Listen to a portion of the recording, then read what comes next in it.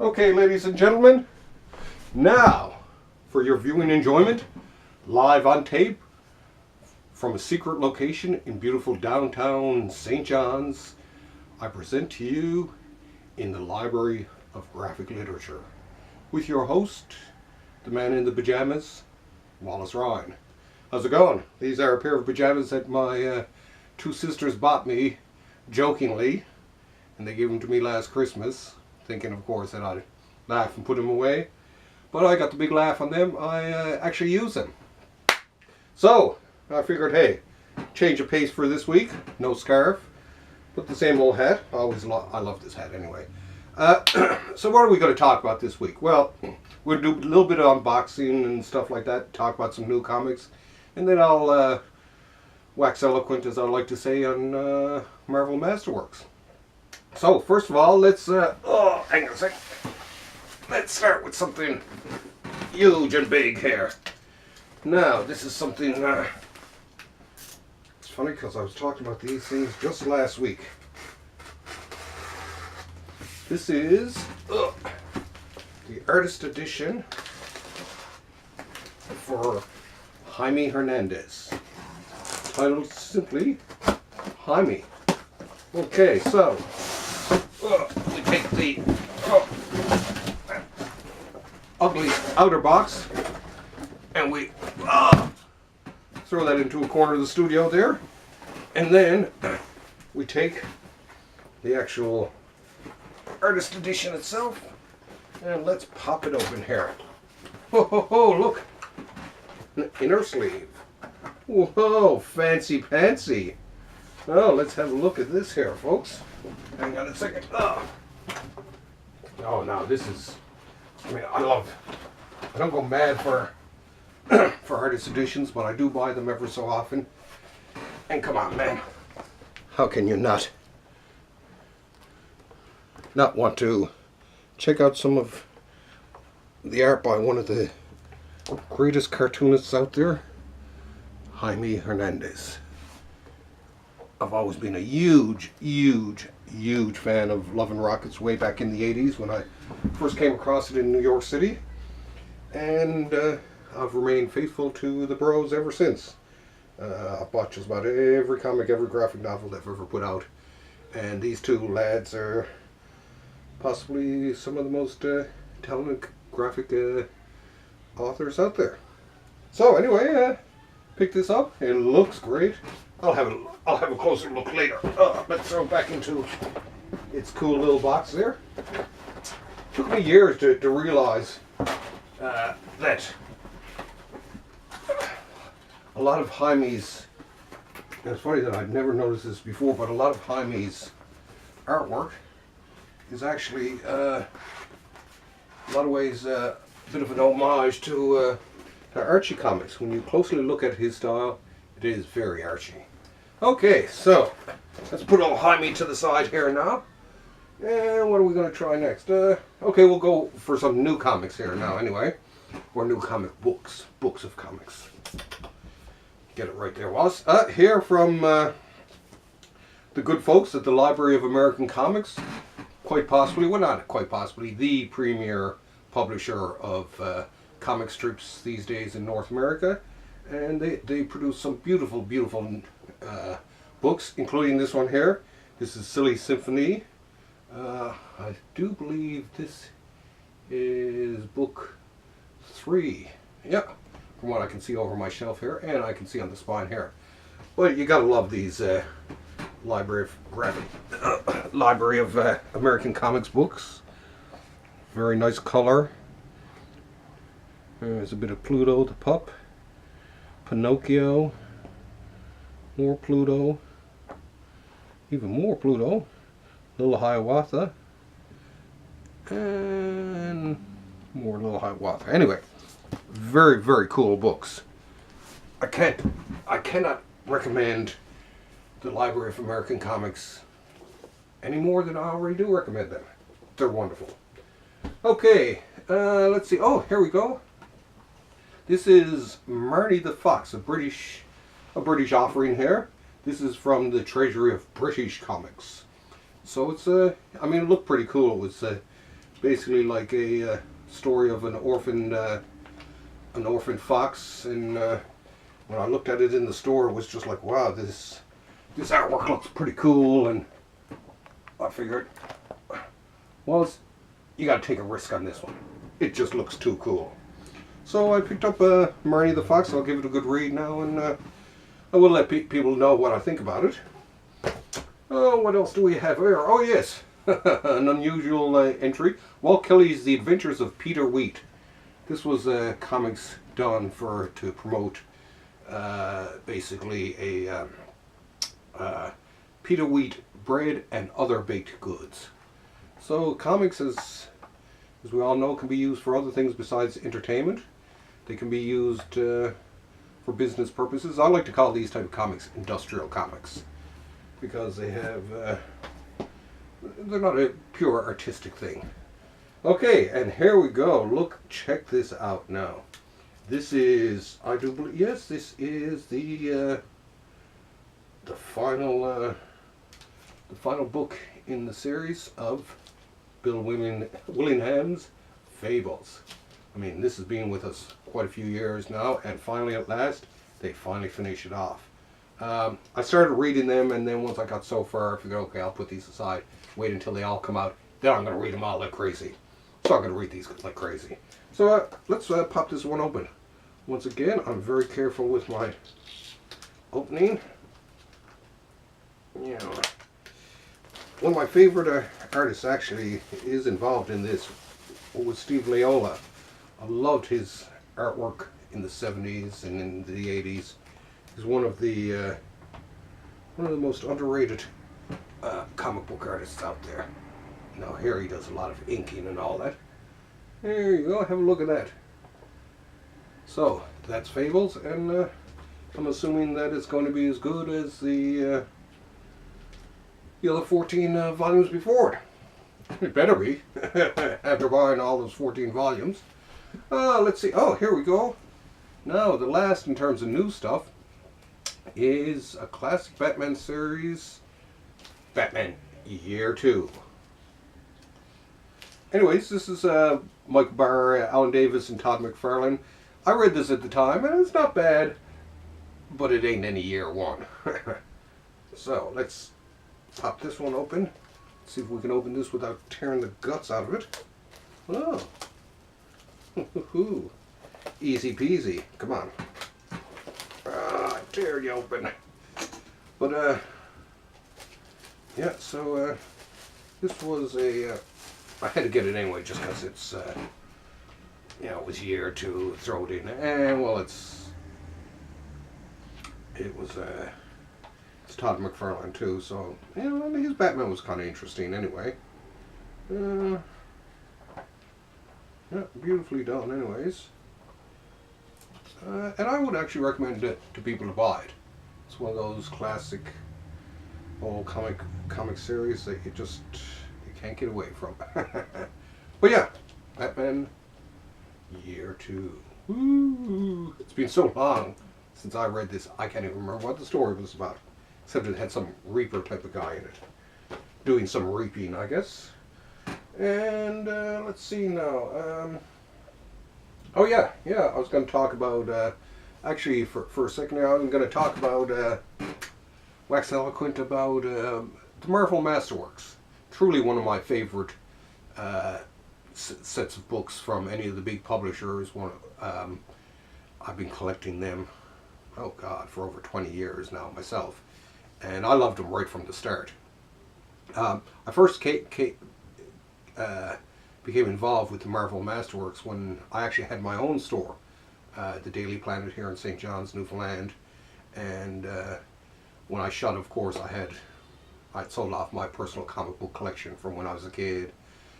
And I was kind of like, what am I going to do from here on in for comics? All my comics were gone and all that. But when I closed down my shop, I had a lot of leftover, a couple of Marvel Masterworks leftovers. So I started to get into them, collecting them, and then into the DC archives, and it just got worse and worse from there. Or better, whichever you want to know. The Masterworks first came out in 1987, 2 years before the DC archive, so not bad there, Marvel. And they went through a couple of, I guess, a couple of eras. At first, from 87 to 93, when they first came out, they all had this marbled type of cover here with the fancy little frame around the one of the picture of the comic and all that.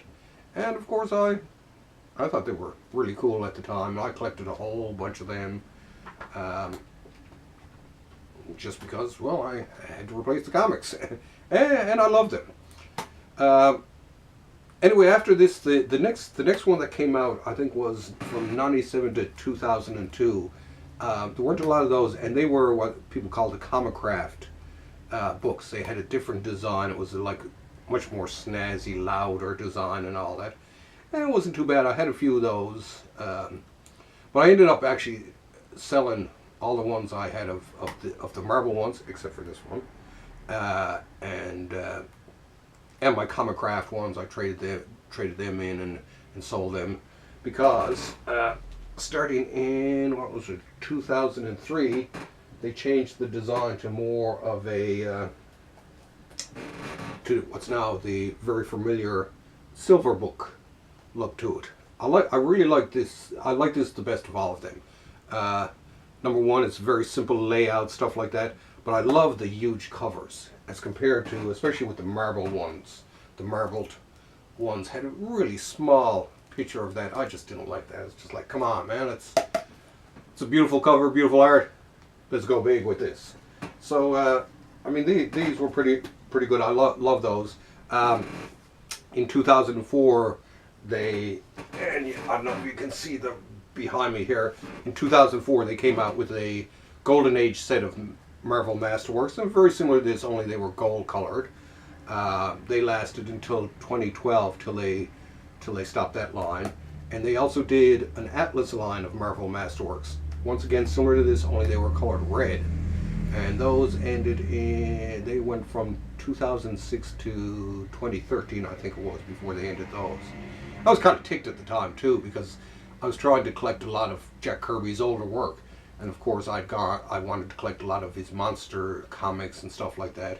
I was doing pretty good through the Atlas line, and then they turned around and canceled it. So I was pretty upset. But then recently they came out with the Monster Bus, which there's two of them. They're two omnibuses which have all the Kirby monster comics all in them. So, well, I guess that works out. This is actually this month, I do believe. Yeah, it is this month. This month marks 30 years of Marvel Masterworks. So, happy birthday to you, happy birthday to you, happy birthday there, Marvel Masterworks. Happy birthday to you. They are beautiful. And out of the Masterworks, when I posted the last video last week, I had someone who asked me what my favorite Masterworks are, and it's kind of hard to pick, one that's really your favorite. So I picked a couple in particular that I liked.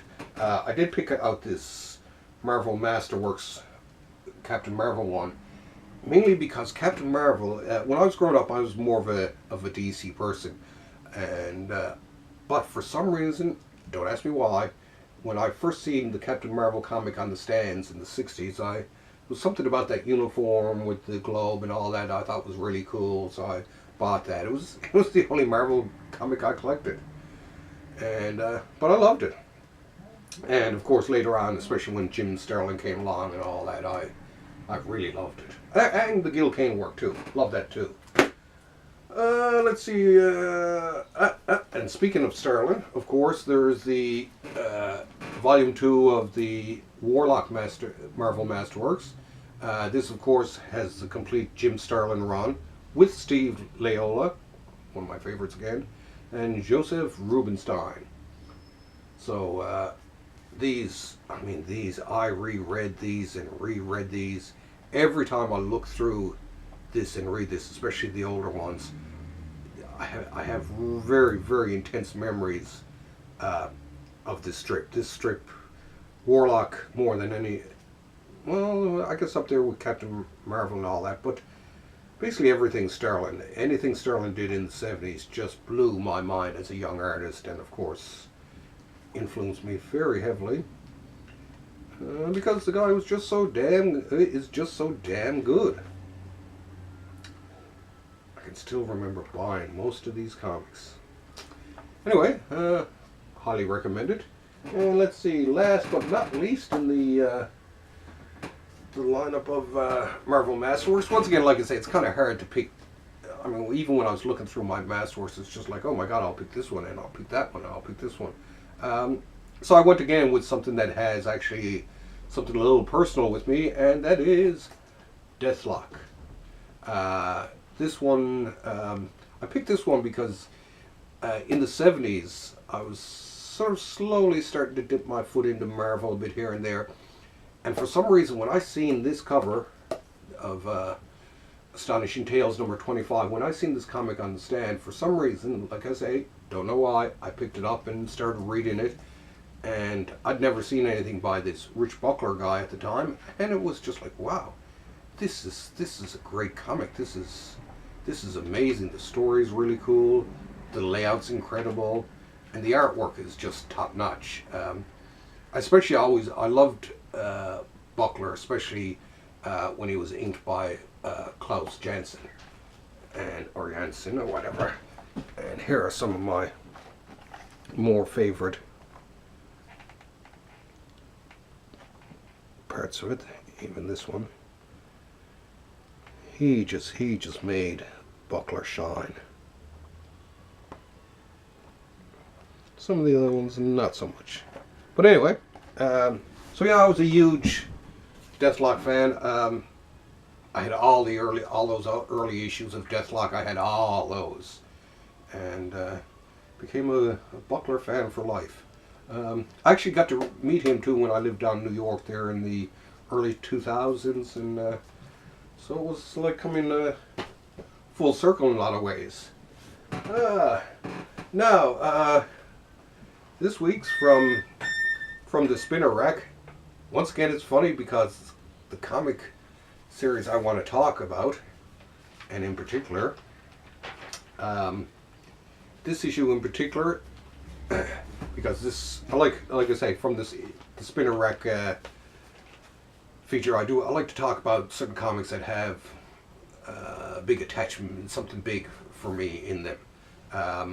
And this is one here, OMAC, the One-Man Army Corps. Now, when I was a young buck and reading comics, let's see, what was this from? This is from 1974, so I was 13 at the time.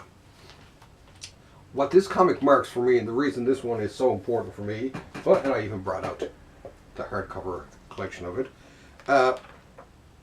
What OMAC did for me was, OMAC was the very first book in which I started to actually get Jack Kirby. I started to understand what he was all about, and it was then that it blew my mind, and then I began to, of course, go back and collect every bit of Kirby I could get my little hands on, from Commandy back to the Fourth World, even back into the 60s, and buying stuff there. And it was this cover too. It was that cover. It was, to me, I can remember buying it after the spinner rack, and it was just like, wow, this just looks really bizarre. Very cool, great design cover actually, very cool and all that. But it was, I can always remember when I opened and seen this open page here with Lila, and then this classical double page opening spread. So yeah, it was first with OMAC that my love affair with Jack Kirby began, and it took a while, but finally 13-year-old me finally came to it and realized just what a genius this guy was. Oh, here was one of my favorite sequences, was where he blows up the factory there that's making these robots. I love how he's channeling electricity into it, and these booms here, boom, boom, boom, boom, boom, boom. Of course, beautiful lettering there by Mike Royer, I do believe. Yep. So, and I continued, of course, to buy them. The more and more they came out, and I bought the entire set of them right up to the very end, in which it ends very suddenly. That's probably one of the most sudden endings of of any comic that I can think of. Brother Eye, which was connected to OMAC, Brother Eye was a satellite orbiting around the Earth, and it would send power rays to OMAC and all that. And in this, a villain basically attacks Brother Eye, attracting meteors and all this type of stuff to it. And it shows it being covered until it's basically turned into almost like an asteroid or something like that. Meanwhile, back on Earth, the evil scientist's lab explodes. Boom! And that was the end of the series. Which just absolutely shocked me as a kid. It was just like, where's my OMAC? What am I going to do from here on in? Luckily, shortly after that, he came out with the Eternals and then everything for when he moved back to Marvel, and I started to sort of regain some sort of composure and was a happy little comic book collector again. Anyway, that's about it for this week from the Library of Graphic Literature here. I don't know what I'm going to do next week. You know, I might talk about duck comics, you know? Maybe I will. Because they're a lot of fun anyways. That being said, thank you for dropping into the library, and we'll see you same time next week. Okay, and like the Flash, I'm out of here.